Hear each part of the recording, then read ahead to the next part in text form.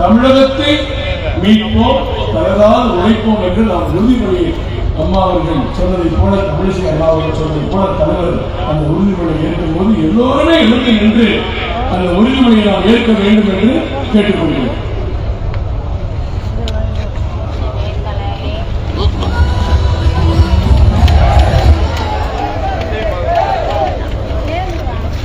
தமிழகத்தை மீட்போம், தமிழகத்தை மீட்போம், தளராது உழைப்போம், தளராது உழைப்போம், தமிழகத்தை மீட்போம், தளராது உழைப்போம்.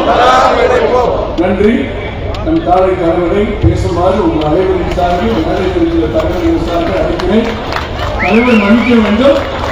அம்மா அவர்கள் எப்படி நமக்கு தன்னுடைய பதவியை தூக்கி இருந்த மக்கள் மணி காட்ட வந்தார்களோ அதே போன்று இந்த பக்கம் ஒரு விஜயகாரணி அம்மாவர்களும் சட்டமன்றத்தில் 2.5 ஆண்டுகள் பணி இருந்தபோது தூக்கி இருந்து தலைவர் தலைமை ஏற்று வந்திருக்கிறார். அவருக்கும் குறிப்பிட்ட நன்றி தெரிவித்துள்ளது. நன்றி.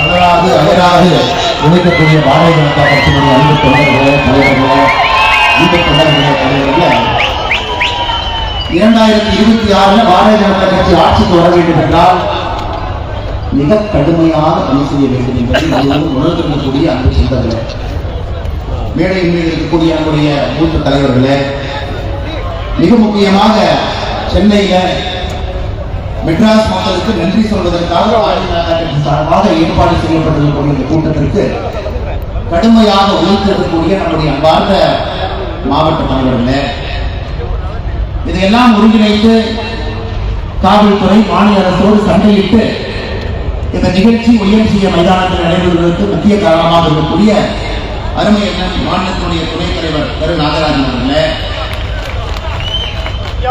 முன்னாள் தெலுங்கானா மற்றும் புதுச்சேரி மாநிலத்தினுடைய ஆளுநராக இருந்து அரசியல் பணி அவரை தொடர்ந்து 5 வருட காலம் ஆளுநராக இருக்கும் பொழுது கூட மக்கள் பக்கம் இருக்கிறேன், ஆடம்பர மாளிகைகளை இருக்கக்கூடாது, அவருடைய தாய் சாதாரண வீதிகளிலே வர வேண்டும், மக்களுக்கான பணிகளை செய்ய வேண்டும், பெரும் மாமனிதர்களோடு அந்த சபையிலே நடக்கக்கூடாது என்பதை ஒரு கம்பீரமாக எடுத்துக்கொண்டு 2024 பாராளுமன்ற தேர்தலில் தென் சென்னையிலே களம் கண்டு பாரதிய ஜனதா கட்சி 2026 நிச்சயமாக ஆட்சிக்கு வர வேண்டும் என்பதற்காக முழுவதுமாக தன்னை அர்ப்பணித்து உழைத்துக் கொண்டிருக்கக்கூடிய எங்களுடைய மூத்த தலைவர், முன்னாள் மாநில தலைவர், வழிகாட்டி அக்கா டாக்டர் தமிழிசை சவுந்தரராஜன் அவர்களே, மாநிலத்தினுடைய துணைத் தலைவர்களாக மூத்த தலைவர்களாக இருந்து நம்மை வழிகாட்டி கொண்டிருக்கக்கூடிய அருமை சக்கரவர்த்தி அவர்களே, அண்ணன் டி.பி. துரைசாமி அவர்களே, தேசிய செயற்கை உறுப்பினர் சகோதரி சுதிசுந்தர் அவர்களே, மூத்த தலைவர்கள் மாநிலத்தினுடைய துணைத் தலைவர் நாராயண திருப்பதி அவர்களே, அண்ணன் சம்பத் அவர்களே, டாக்டர் ஸ்ரீதர் அவர்களே,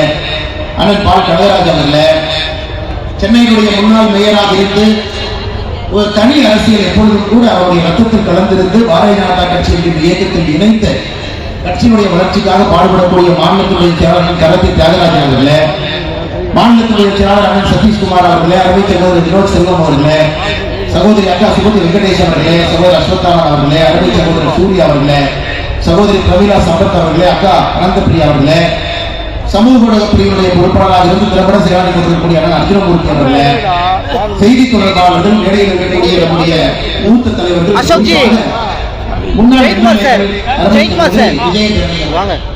இந்திய அரசியல் வரலாற்றில் மிக வித்தியாசமாக 2 ஆண்டுகள் பதவி இருந்த பொழுது அது வேண்டாம் என்று சொல்லிவிட்டு ஏதோ ஒரு காரணம் பிரதமருடைய 400 எம்பிக்கள் கனவை நம்மால் நிறைவேற்ற வேண்டும் என்கின்ற ஒரு கங்கணம் கட்டிக்கொண்டு பாரதிய ஜனதா கட்சியில் பணியாற்றிக் கொண்டிருக்கக்கூடிய அக்கா விஜயகாரணி அவர்களே, முன்னாள் சட்டமன்ற உறுப்பினர் அக்கா கோமதி சீனிவாசன் அவர்களே, அக்கா காயத்ரி தேவி அவர்களே, அக்கா ராஜலட்சுமி அவர்களே, மேடையில் மீது இருக்கக்கூடிய எல்லா அமைப்புகளுடைய தலைவர்களே, எல்லோருக்கும் இந்த நேரத்தில் என்னுடைய நிஜார்ந்த நன்றிகளை, வாழ்த்துக்களை, வணக்கங்களை தெரிவித்துக் கொள்கின்றேன்.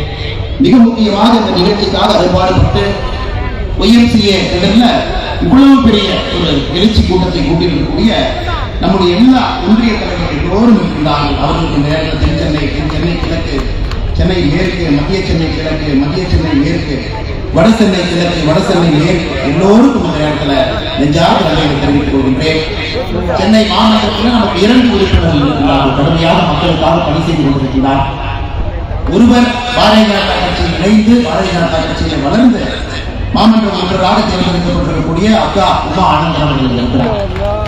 இன்னொருவர் சுயேட்சையாக போட்டிவிட்டு தன்னுடைய வளத்தை எல்லாம் நிரூபித்து காட்டிவிட்டு பாரதிய ஜனதா கட்சியில் இணைந்து நாம் பணியாற்ற வேண்டும் என்று வந்து நம்ம இயக்கத்தை வலுப்படுத்திக் கொண்டிருக்கக்கூடிய அண்ணன் டி.ஓ. சுந்தரம் அவர்கள் நடைபெற்று இருக்கின்றார்கள். இருவருக்கும் என்னுடைய சிறப்பு வழக்கத்தையும் நன்றிகளையும் இந்த நேரத்தில் நான் தெரிவித்துக் கொள்கிறேன். அருமை சகோதர சகோதரிகளே, முன்பு நம்முடைய தலைவர்கள் பேசியிருக்கிறார்கள். குறிப்பாக அக்கா தமிழிசை சவுந்தரராஜன் அவர்கள் பேசியிருக்கிறார். நடைமுறை அரசியல் என்ன நடந்து கொண்டிருக்கிறது, எதற்காக வருகின்ற காலம் நம்முடைய காலம், பாரதிய ஜனதா கட்சி எதற்காக ஆட்சிக்கு வர வேண்டும் என்கின்ற ஒரு பாதையை நாம் காண்பித்துக் கொண்டிருக்கின்றார். எல்லாவற்றையும் தாண்டி மிக முக்கியமாக இருக்கக்கூடிய தொண்டர்களுக்கு, தலைவர்களுக்கு தெரியும், இதற்கு மேல் தமிழகம் தாங்காது என்பது நம்ம எல்லோருக்கும் தெரியும். கிட்டத்தட்ட 70 ஆண்டுகள் காலமாக தாய் தமிழகத்தை எந்த அளவுக்கு சின்னாபடுத்த முடியுமோ அந்த அளவுக்கு சின்னாபடுத்தப்பட்டிருக்கிறார். கர்மவீரர் காமராஜர் ஐயா 1964 ஆட்சி கட்டத்திலிருந்து இறங்கினார்.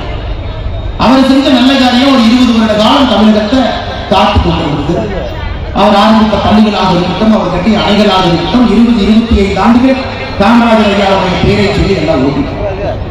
அதன் பிறகு புரட்சி தலைவர் டாக்டர் எம்ஜிஆர் அவர்களுடைய ஆட்சி, மக்கள் மனதில் இருக்கக்கூடிய ஆட்சி, அதையும் மக்கள் காத்திருக்கிறார்.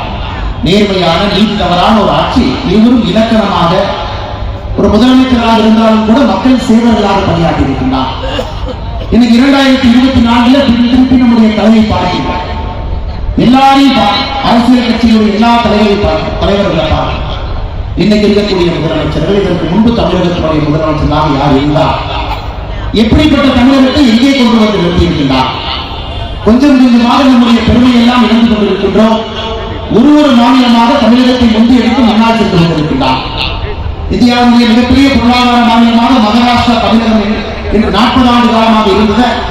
இன்னைக்கு மகாராஷ்டிரா, உத்தரப்பிரதேசம், தமிழகம் என்று மாறி இருக்கிறது.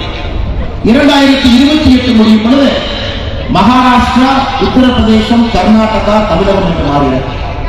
2032 முடிந்திருக்கும் பொழுது 4வது இடத்தில் இருக்கக்கூடிய தமிழகம் 6வது இடத்தில் போகும். இது அடுத்த 8 ஆண்டு காலத்தில் நாம் தமிழகத்தை பார்க்கக்கூடிய ஒரு தருணம். 2வது 3வது சென்றிருக்கின்றோம். 2லிருந்து 3க்கு போறதாங்க கஷ்டம், 3லிருந்து 10க்கு போறது எளிது, வேகமாக கீழே வந்துடும். 4வது நோக்கி சென்று கொண்டிருக்கின்றோம். கர்நாடகா வந்துட்டாங்க. ஹரியானா போல சிறிய மாநிலங்கள், ரொம்ப சின்னது இருக்காங்க, சோப்பட சைக்கிள் ரொம்ப சின்னதா இருக்கு. அவர்களுடைய பொருளாதாரத்தை யாருக்காவது நேரம் இருந்து படிச்சு பார்த்தீங்கன்னா அசிரத்தரமான வளர்ச்சி ஹரியானா, அசிரத்தரமான வளர்ச்சி. ஒரு மாநிலமும் கூட போட்டி போட்டுக் கொண்டு மத்திய பிரதேஷ் இன்னும் 10 ஆண்டுகள் தான் தமிழகத்தினுடைய இடத்தை பிடித்து அதுவும் ஒரு மிகப்பெரிய மாநிலமாக மாறுவதற்கான எல்லா சாத்தியக்கூறுகள். என்ன காரணம் இல்லையா, இன்னும் எல்லா மாநிலங்களும் அடுத்த 25 ஆண்டுகள் என்ன வேண்டும் என்பதற்காக வேலை செய்யலாம். எந்த மாதிரி திட்டங்களை கொண்டு வர வேண்டும், எந்த மாதிரி திட்டங்களை கொண்டு வந்தால் தொழில் வளர்ச்சி கிடைக்கும், வேலை வாய்ப்பு கிடைக்கும், சாதாரண மக்களுக்கு ஒரு ஆட்சி, ஒரு அரசு எப்படி கூட துணை இருப்பது என்பது இந்தியாவில் இருக்கக்கூடிய நிறைய தமிழகம் மட்டும்தான், தமிழகத்தினுடைய ஆட்சியாளர்கள் மட்டும்தான் ஒரு குடும்பத்திற்காக சென்று கொண்டிருக்கிறார். எந்த முடிவெடுத்தாலும் டெண்டர், கமிஷன், கான்ட்ராக்ட் வருமா, எந்த முடிவெடுத்தாலும் அவர்களுடைய கஜானா நம்புமா, எந்த முடிவெடுத்தாலும் கூட மகனும் மருமகனும் நன்றாக இருப்பாங்க. இன்னைக்கு அக்கா தமிழிசை அக்கா சொன்னாங்க, நேற்று நடந்த ஒரு நிகழ்வுல சூப்பர் ஸ்டார் ரஜினிகாந்த் அவர்கள் பேசிய பேச்சு, சூப்பர் ஸ்டார் ரஜினிகாந்த் அவர்கள் பேசிய பேச்சு நான் எப்படி பார்த்தேன்னா, துரைமுருகன் போன்றவர்கள் மேடையில் இருக்கும் பொழுது, ஏவா வேலு போன்றவர்கள் மேடையில் இருக்கும் பொழுது, அரியணை உதயநிதி ஸ்டாலின் கைக்கு போகும்போது கலவரம் வெடிக்கும் என்பதை சுட்டி காட்டியிருக்கிறார். அதுதான் சூப்பர் ஸ்டார் ரஜினிகாந்த் அவருடைய பாணியில் அது அப்படின்னு நல்லா பூசி மெழுகி அது மேல சுகர் எல்லாம் போட்டு பண்ணி யாருக்கு எந்த பிரச்சனை வரக்கூடாது என்பதற்காக அந்த பண்ணை வந்து முதலமைச்சருடைய வாயிலை திரித்து விட்டு போயிருக்கிறார். அதாவது சூப்பர் ஸ்டார் ஸ்டாலின் சுத்தி ஸ்டாலின் சொல்லியிருக்கார். சூப்பர் ஸ்டார் இப்படி இருக்கு, பழைய மாநிலம் புதிய மாநிலம் சொல்லியிருக்கார். இன்னைக்கு தமிழகத்தினுடைய நிலையை எப்பொழுது துணை முதலமைச்சராக உதயநிதி வருவார்கள் என்று அமைச்சர்கள் எல்லாம் காத்துக் கொண்டிருக்கின்றார். ஏன்னா வந்துட்டாங்கன்னா அவர்களுடைய குழந்தைகளை லைஃப் அவங்க சேஃப்டி பண்ணிடுவோம். இன்னைக்கு நான் வழக்கமான அரசியல் பேச்சு பேசி போவது கிடையாது. காரணம், சில முக்கியமான விஷயங்களை உங்கள் முன்னால் பகிர வேண்டும் என்று நான் நினைத்துக் கொண்டிருக்கின்றேன். காரணம், தமிழகத்தினுடைய தலைநகர சென்னையிலே அதை சொல்ல வேண்டும் என்பது என்னுடைய ஆசை. நான் 3 ஆண்டு காலமாக இது போன்ற ஒரு சமயத்திற்காக காத்துக் கொண்டிருந்தேன். இன்னைக்கு இவர்கள் எல்லாரும் எதற்காக காத்திருக்கின்றார் என்றால், முதலமைச்சருடைய கையில் இருந்து உதயநிதி ஸ்டாலின் கைக்கு அந்த பொறுப்பு போகும் பொழுது நமக்கு பின்பு நம்முடைய மகன் வந்து விடுவான், எந்த பிரச்சனை இருக்காது என்பதற்காகத்தான் திராவிட முன்னேற்ற கழகத்தினுடைய அமைச்சர்கள் ஜால்ரா போஸ்டுகளாக சத்தம் போட்டுக் கொண்டிருக்கிறார். எப்படி ஒரு கிணத்து தவளை கத்தும் பொழுது சுற்றி இருக்கக்கூடிய கிணத்து தவளைகள் கத்துமோ அதுபோல எல்லாரும் மாற்றி மாற்றி அவர்கள் எப்படி அரசியலுக்கு வந்தாங்க. தன்மான அரசியல் 1970 பேசின தலைவர்கள் இன்னைக்கு உதயநிதி ஸ்டாலின் துணை முதலமைச்சராக வருவது தவறு கிடையாது என்று பேசிக் கொண்டிருக்கிறார். இங்கேதான் தமிழ் சமுதாயம் சென்று கொண்டிருக்கிறது. இங்க போயிட்டு இங்க போயிட்டு ஒரு குடும்பத்தினுடைய கையை தாண்டி 3வது தலைமுறையாக ஒரு குடும்பத்தினுடைய கையிலே ஆட்சி அதிகாரம் இருக்க வேண்டும். அது உதயநிதி ஸ்டாலின் கையிலே இருக்க வேண்டும் என்று ஒரு பக்கம். இதற்கு முன்பு தமிழகத்தில் ஒரு அரசியல் விமர்சகர் வாழ்ந்த ஒரு மாமனிதர் ஒரு வார்த்தையை சொன்னார். இந்துக்களுடைய எழுச்சி தமிழகத்தில் ஏற்படும் பொழுது திமுக பழனிக்கு பால்காவடி தூக்கும் என்று சொன்னார். இந்துக்களுடைய எழுச்சி தமிழகத்தில் ஏற்படும் பொழுது திமுக காரன் பழனிக்கு பால்காவடி தூக்குவார்கள். இன்னைக்கு எல்லோரும் பழனியை நோக்கி சென்றிருக்கின்றார். பழனியில மாற்றி மாற்றி பேசுகிறார். நாங்கள் ஊரை சார்ந்தோம். எங்களுடைய விவசாயமாக நாங்கள் செய்தாலும் கூட எங்களுடைய முதல் அறுவடை பழனிக்கு போகும். தமிழகத்தினுடைய எல்லோருக்கும் முருகன் தமிழ் கடவுளாக நம்முடைய கடவுளாக இருந்தால், நான் சார்ந்திருக்கக்கூடிய பகுதிக்கு எங்களுடைய முதல் கடவுளாக குருபெருமான் இத்தனை காலமாக இருக்கு. எங்களுடைய முதல் முட்டை பழனியில் இருக்கும், பெயர் வைப்பது பழனியாக இருக்கும். முருகனை நன்றாக தெரிந்தவன் நான். என்னுடைய பெயரும் கூட முதல்ல சிவசெந்தில் குமார் என்றுதான் இருக்கும். 10வது தான்